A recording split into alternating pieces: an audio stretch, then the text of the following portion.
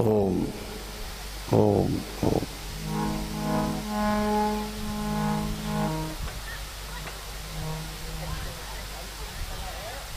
भगवान के चरित्रों का वर्णन,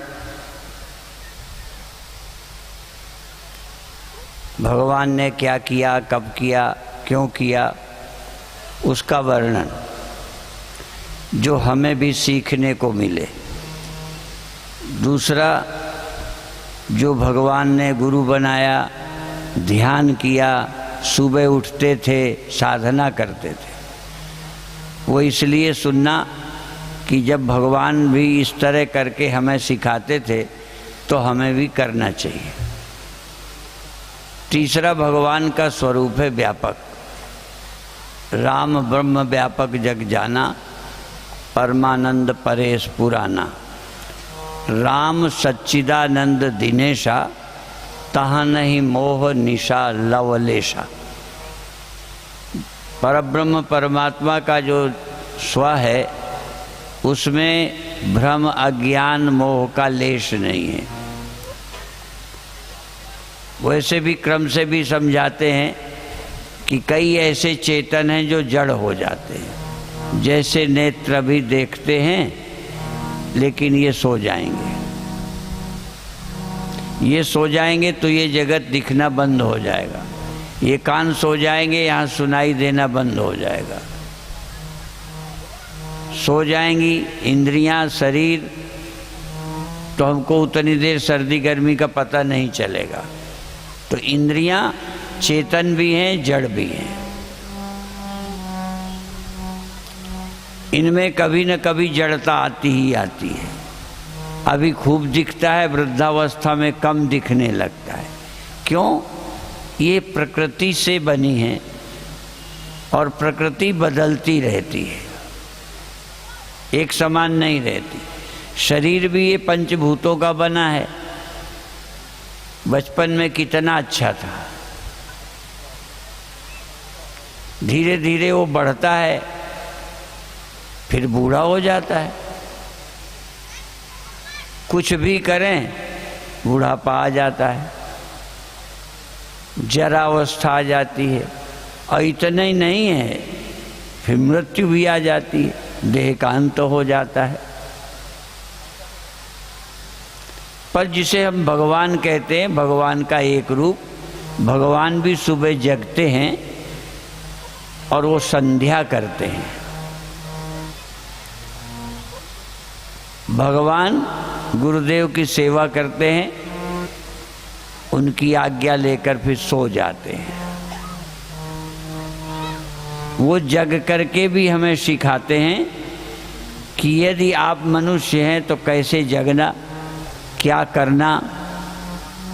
वो मनुष्य बन के हमें कुछ सिखा जाते हैं, ब्रह्म के रूप में सिखाते नहीं। इसीलिए परमात्मा का जो व्यापक स्वरूप है, राम सच्चिदानंद दिनेशा, तहाँ नहीं मोह निशा लवलेशा।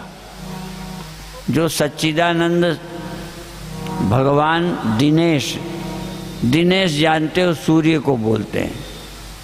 सूर्य में अंधेरा नहीं होता। सूर्य का जहाँ प्रतिबिंब है, रिफ्लेक्शन है, उसमें परिवर्तन हो जाता है, सूर्य में नहीं होता। तो अंतःकरण में मालूम पड़ने वाले चैतन्य में जागना है, सोना है। देख रहे हो, परमात्मा में जागना सोना नहीं है। तो भगवान राम एक वो जो न सोते हैं न जगते हैं। भगवान राम वो जो अंतःकरण में आम आदमी की तरह जगते हैं और सो जाते हैं। और भगवान राम का एक देह जैसे हमारे, उस देह से वो काम करते हैं। गुरु की सेवा करते हैं, देश की रक्षा करते हैं, वनवास में जाते हैं, राक्षसों से संघर्ष करते हैं। तो भगवान के देह भी है। भगवान जगने सोने वाले, अंतःकरण वाले भी हैं, और भगवान कभी न जगने वाले और कभी न सोने वाले, एक समान सदा रहने वाले परब्रह्म भी हैं। इसीलिए राम ब्रह्म भी हैं। राम दशरथ के पुत्र भी हैं, राम हमारी तरह जगने सोने वाले एक जीव भी हैं। भगवान की कथा सुनते सुनते हम भी 3 अनुभव कर सकते हैं। अभी हम अपने देह को ही सब कुछ समझते हैं, देह ही सब कुछ नहीं है। इस पर इसलिए थोड़ा सोचना शुरू करें।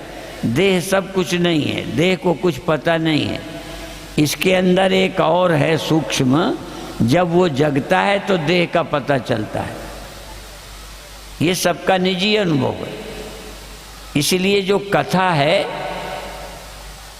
पहले हमें वो बात बताती है जो हम समझ जाएंगे आसानी से, हाँ करेंगे। एक कथा का हिस्सा है जो हर व्यक्ति के जीवन में घटता है, जैसे बचपन से जवान हुए, बूढ़े हुए, जो नहीं भी हुए हो जाएंगे। अब ये सबको पता है, तो ये कथा क्यों करते हैं? क्योंकि कथा वहाँ से शुरू होती है जो हम समझते हैं। कथा कहाँ ले जाना चाहती, जो आज तक हमने नहीं समझा। इसलिए कभी कभी हम बोलते हैं अज्ञात ज्ञापकत्वम शास्त्र लक्षणम। शास्त्र क्या है? कहते जो हम नहीं जान पाते हैं, इंद्रियों से जग करके भी अपने आप नहीं जान सकते, उसके जनाने के लिए शास्त्र है। इसी तरह गुरु भी, चाहे व्यवहार का गुरु हो चाहे परमार्थ का। जन्म से यदि कोई ना पढ़ाए तो कितना दिमागदार लड़का हो, कोई ने ना पढ़ाया हो, कोई ना सुनाए, तो हम काका गागा भी नहीं जान सकते। ये अक्षर हमें पहचान करवाए गए हैं, तब हम पढ़ लेते हैं। नहीं पढ़ सकते। आँख भी है, दिमाग भी है। बहुत दिमागदार आदमी एक है, उसको आप दिखाइए अक्षर, वो नहीं पढ़ पाएगा, तो उसका दिमाग खराब नहीं है, आँखें गड़बड़ नहीं है, सब ठीक है। क्यों नहीं पढ़ सकता? क्योंकि वो वही पढ़ पाएगा जिसके दिमाग में अक्षरों का संस्कार डाला गया है। जगत में भी हम सब कुछ आँखों से ही नहीं देखते, कुछ संस्कार से देखते हैं। जैसे ये साधु हैं, भाई आदमी की तरह तो हम भी नजर आते हैं, जैसे मनुष्य का शरीर तैसे हमारा। अब ये साधु क्यों हैं? अब ये दिमाग में है कि भाई ऐसे कपड़े वाले साधु होते हैं तो बच्चे भी जान जाते हैं बाबा बाबा बाबा। ऐसे ही राम भगवान को आदमी देखना सहज है, लेकिन भगवान राम भगवान हैं, भगवान ब्रह्म भी हैं। राम ब्रह्म, राम जीव और राम दशरथ के पुत्र। दशरथ से पैदा हुए, देह के नाते पुत्र हैं, पर जीव पुत्र नहीं है। जीव तो कई देह बदलता आया है। पहले देह में जीव था, उसके पहले देह में था, उसके पहले देह में था, अगले देह में। तो जीव तो देह के साथ नहीं जन्मा, जीव तो देह बदलता रहता है। हर बार भगवान राम दशरथ के बेटे नहीं, वही परमात्मा वसुदेव देवकी के पुत्र देह के नाते, पर वही कभी वसुदेव देवकी के गर्भ में आकर और कभी कौशल्या के पेट में आकर दशरथ के पुत्र बनकर आ गए। तो लगभग ये बातें हम पर भी लागू होती हैं, पर हम अपने एक शरीर को जानते हैं। ये उपयोग तो हम सब करते हैं। जैसे बहुत छोटा बच्चा है, ये अपनी इंद्रियों का उपयोग करता है, पर अभी छोटे बच्चे अभी नाम नहीं जानते। पूछो, उसे दिखाई देता है। यदि पूछो कितनी इंद्रियां होती हैं, तो हम सयाने लोग जानते हैं, आँख, कान, नाक, रसना, त्वचा, 5 ज्ञानेंद्रियां हैं, याद कर लिया। पर छोटा बच्चा गर्मी सर्दी जानता है, त्वचा उसके पास भी है, पर उस इंद्रिय का भी नाम नहीं जानता। आँख से देखता है, कान से सुनता है, इंद्रियों का प्रयोग करता है पर जानता नहीं। ऐसे ही हम सब लोग जगते हैं, जग कर देह को जानते हैं, सो जाने पर देह को नहीं जानते और संसार को भी नहीं जानते। ये ऐसी कथा नहीं है जो केवल धार्मिक लोग सुने। जैसे विज्ञान एक विद्या है, सभी को मानना पड़ता है, तो इसी तरह से ये एक विद्या है जो हम सबके साथ घटित हो रही है। जगते हैं तो हमें देह का भान होना शुरू हो गया और देह के साथ ही इंद्रियां और जगत देखने लगे। अब ये शरीर का कुछ नहीं बिगड़ा, न खून कम हुआ, न मांस कम हुआ, न हड्डी कम हुई, नींद आ गई। कौन सो गया? खून तो नहीं सोया, हड्डियां तो नहीं सोई, उनमें तो कोई परिवर्तन हुआ नहीं, पर अंतःकरण सो गया, देह का भान खत्म। इसका मतलब देह को तो देह का भी भान नहीं होता, देह को और संसार का भी पता नहीं। नींद में आप पड़े हैं, आपकी कोई जेब काट ले जाए, देह को नहीं पता। देह जिस गद्दे में सोया है, देह को गद्दे का पता नहीं, आपके देह को नहीं। आप जगते हैं तो देखते हैं गद्दा है, रजाई है, ठंड लग रही थी, पैर खुल गए थे, फिर ओढ़ लेते हो। इसका मतलब यदि सूक्ष्म शरीर ना होता और स्थूल अकेला होता तो जैसे पेड़ होता है, पेड़, ऐसे ही हम होते। हम जगते हैं, सोते हैं, इसलिए इस स्थूल देह से ज़्यादा महत्व है सूक्ष्म शरीर का, जो जगते और सोते हैं। और इससे भी ज़्यादा महत्व है जो जगता नहीं, सोता नहीं।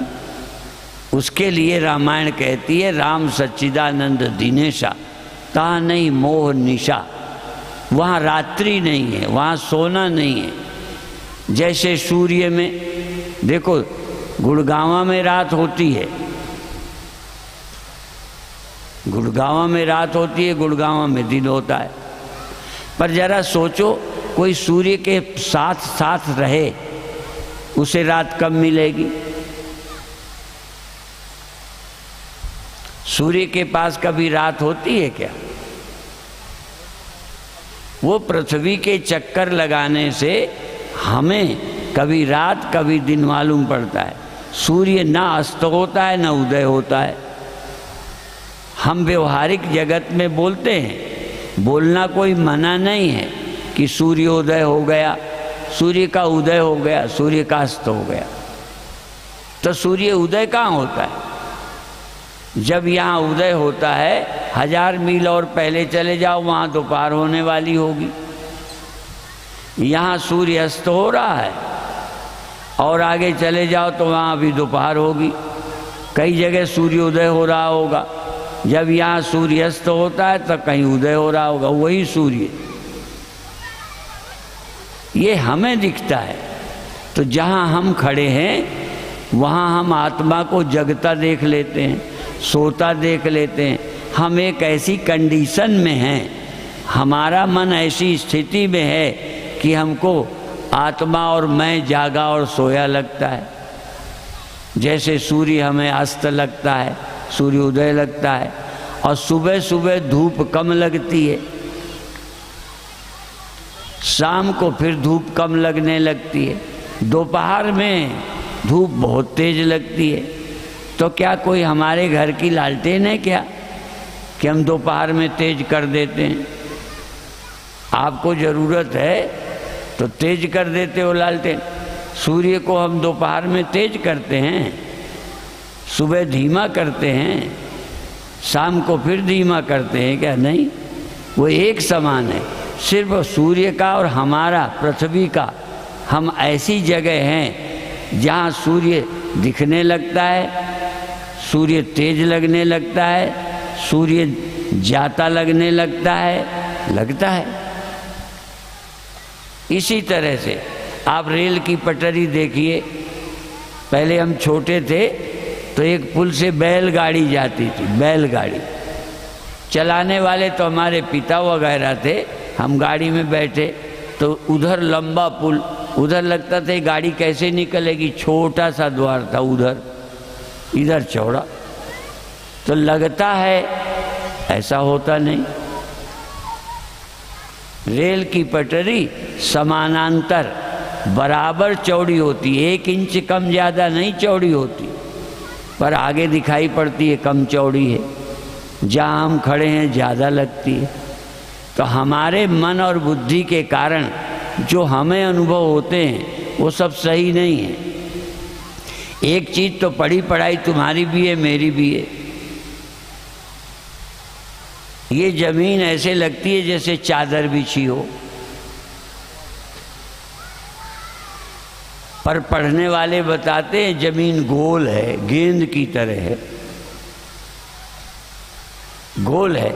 हम इतने दिन घूमे पृथ्वी पर, हमें गोल नहीं लगती, पर जब जहाज से जाते हैं तो जिस जहाज से लगातार चले जाएं सीधा, तो भारत से चल के भारत आ जाएंगे, पूरी पृथ्वी घूम के आ गए। पृथ्वी गोल है, जैसे गेंद में एक इधर से चींटी चले ऐसे ऐसे घूम के आ जाए, ऐसे ही पृथ्वी हमें गोल लगती नहीं पर है। और भी क्या क्या बताएं, कितने भ्रम होते हैं। आकाश हमको गुड़गांव के चारों तरफ किनारे रखा नजर आता है, जैसे कढ़ाई, ऐसे ही लगता है बीच में आकाश ऊंचा है, उस किनारे चारों तरफ रखा है, जिसको हमारी हिंदी भाषा में क्षितिज बोलते हैं। जमीन और आसमान जहाँ मिले नजर आते हैं उसका नाम क्षितिज है। और क्षितिज है कहीं नहीं, दिखाई देता है। आकाश और पृथ्वी कहीं नहीं मिले, जैसे यहाँ हैं ऐसे ही आगे चले जाओ तो जहाँ अभी हो ऊपर है, जब 10 मील चल के देखोगे वहाँ भी इतना ही ऊंचाई लगेगी, वैसे ही पृथ्वी से दूरी लगेगी। बड़ा विचित्र संसार है। तो अध्यात्म क्या है, कथा क्यों सुनना? जो हमें अनुभव हो रहा है वो सही नहीं है। गोस्वामी जी ने रामायण में एक जगह लिखा है, कहते नौका रूढ़ चलत जग देखा, अचल मोह बस आपू ही लेखा। नाव में, नदी में नाव में बैठे आदमी जब पृथ्वी को, किनारे को चलता देखते, नौका रूढ़ चलत जग देखा, जग को पीछे जाता देख रहे हैं, जबकि नाव चल रही है, जमीन नहीं चल रही। फिर नाव आगे जा रही है तो लगता है जमीन पीछे को जा रही है। नौका रूढ़ चलत जग देखा, अचल मोह बस आप ही लेखा। अपने को समझते हैं हम ठहरे हैं, पृथ्वी जा रही है, नहीं जाती, लगती है। अभी एक और भ्रम है, मन बदलता है, लगता है हम बदल रहे। बुद्धि जगती सोती है, लगता है हम जगते सोते हैं। ट्रेन में भी कई बार देखा होगा कि दूसरी गाड़ी चलती है, लगती है हमारी चल पड़ी। ऐसा कोई नहीं है जो कभी धोखा ही ना खाए। हम लोग तो एक बार मुंबई गए बहुत पहले गुरुदेव के साथ, तो शीशा लगा था, 22 महात्मा थे गुरुदेव के साथ, कमरे उनके 4 थे, परिवार था, तो 2 कमरे हम लोगों को दे दिए। लगा कैसे ठहरेंगे, तो एक महात्मा कहने लगे, तो शीशा लगा था, कुछ कहने लगे कुछ इधर कुछ उधर ठहर जाएंगे। उधर कमरा थोड़ी था, शीशा भर था, इधर ही का कमरा उधर दिख रहा था, वहाँ जगह ही नहीं। अब शीशा लगाने से कभी कभी बहुत लंबा मैदान दिखाई पड़ता है, लगता है इतना मैदान पड़ा है कुछ नहीं। ऐसे ही ये स्वप्न में देखो कितनी जमीन, आसमान, सड़कें, आदमी सब नजर आते हैं। वो जो दूरी स्वप्न में नजर आती है, चल करके थक गए स्वप्न में, और चले बिल्कुल नहीं, वहीं खाट में पड़े हो, पर लगता है चल के थक गए। यहाँ से वहाँ गए तो वहाँ और यहाँ की दूरी स्वप्न में ख्याल है, दूरी है नहीं, नजर आती। तो अध्यात्म क्या कहता है, जागृत में भी जो देश देख रहे हो, ये गुड़गांवा है, दिल्ली है, मुंबई है, आसमान है, ये दूरी है। तो देशगत दूरी और कालगत, हम पैदा हुए थे जैसे स्वप्न में, अभी अभी सोए, फिर तुम पढ़ रहे थे, फिर पढ़ गए, नौकरी लग गई, शादी हो गई, बच्चे हो गए, और कभी कभी लड़ाई झगड़ा हुआ तो तलाक हो गया, नींद खुली तो कुछ भी नहीं हुआ। इतना समय बीत गया और घड़ी देखी तो 10 मिनट हुआ है। तो जागृत का समय 10 मिनट, स्वप्न के कई घंटे। पढ़ाई लिखाई की कोई एक दिन में पढ़ गए, लगा इतने वर्ष स्कूल गए पढ़े, तो वहाँ का स्वप्न का समय स्वप्न, स्वप्न का देश स्वप्न, स्वप्न का व्यक्ति स्वप्न, वो ख्याल है। तो ये जागृत का देह माया, जागृत का देश माया, जागृत का समय माया। आत्मा तो कालातीत है, वहाँ काल है ही कुछ नहीं। पर अभी आत्मा को नहीं जानते तो काल सच्चा लगता है। कालातीत महाकालेश्वर मैंने सुना है। वैसे तो मैंने महामंडलेश्वर स्वामी सत्यानंद जी से कहा कि मैं रात में आ जाऊंगा, तो कहने लगे नहीं अभी आ जाओ। तो रात को ये मांडूक्य उपनिषद सुनाते हैं, बड़ा सुनने लायक उपनिषद है। मेरा तो मन था कि मैं उपनिषद ही सुनाऊं, क्योंकि रामायण की कथा चाहे कितना बदल के कोई कहे, पर फिर भी रामायण कहीं ना कहीं सुनते रहते हो, किसी न किसी के माध्यम से। ये उपनिषद सुनने का सौभाग्य किसी किसी को मिलता है। तो देखो, उपनिषद सुनाने वाले का भी बड़ा काम है, बड़ा साहस है कि इसको सुनाए और इसको कोई सुने। हमारी बुद्धि के परे की बात है। अब ये बताओ, इतने वर्ष बीत गए, कहते समय हुआ ही नहीं। स्वप्न में बताया नहीं कि विद्यार्थी से पढ़ना शुरू किया, फिर बड़े हो गए, पास हो गए, शादी हो गई, बच्चे हो गए। अब इतना समय बीत गया और जब नींद खुली तो देखा घड़ी में आधा ही घंटा हुआ है। तो इतने वर्ष क्या है ख्याल। यहाँ भी जो समय है ये माया मात्र समय है। माया मात्र विदम द्वैतम अद्वैतम परमार्थ। इसलिए भगवान राम की कथा सुने, उसमें सब कुछ वर्णन आएगा। राम कथा है, भगवान शिव जी की कथा है, ब्रह्म की चर्चा है। क्यों सुने? ये जिसमें हम फंसे हुए अनुभव करते हैं इससे छूट जाएं। तो अब कथा में बीच में बाधा बन गई। मैं तो चाहता था कि मैं बीच में बाधा ना बनूं, और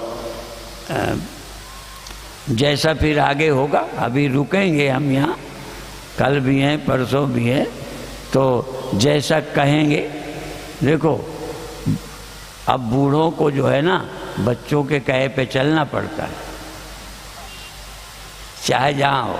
अब ये जैसा कहेंगे तैसा करेंगे, ठीक है। तो पर हमें बुरा नहीं लगता, क्योंकि प्यार से कहते हैं, ठीक है ना। हाँ, आपके बच्चे भी प्यार से कहें तो अच्छा लगेगा, और ज़रा गुस्सा से कह दें तो लगेगा लो इनको पाला पोसा बड़े किया, ठीक है। अब ऐसे ही अब हमको लग रहा है वो कथा, ये कुर्सी आगे कर दी तो कथा पंडाल पीछे हो गया, हमें तो नहीं अच्छा लग रहा था।